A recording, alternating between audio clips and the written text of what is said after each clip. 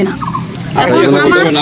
এখন আমার স্বামী আছে ঢাকায়, আমার আগামী 3 দিন আগে আমার স্বামী ফোন দিয়া বলছে, আমার স্বামী আমাকে ফোনত বলছে, আমার স্বামী আমাকে ফোন দি কইছে কালার বেসতে আমাকে ফোন দিছিল, সমস্যা কি, 2-1টা কথা কইছে, এরপর কইছে আমাকে আর ফোন টোন দিস না, এইটাই বলছে।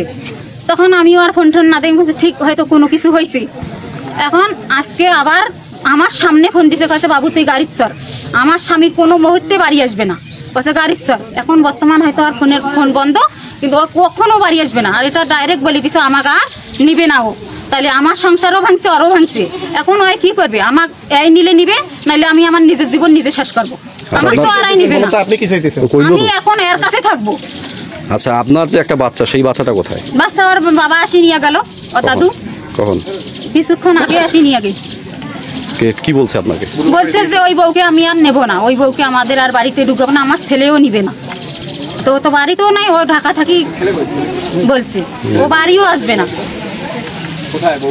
ঠিক আছে, এখন আমি আমার বক্তব্য দিলাম, ও কি বলে আমি বিষয়টা জানি, পরে আমি আমার কাজ করব। আচ্ছা, নামটা বলেন তো আপনার আরেকবার। মনি। মনি কি? আক্তার না কি? আক্তার। স্বামীর নাম? হৃদয় বাবু।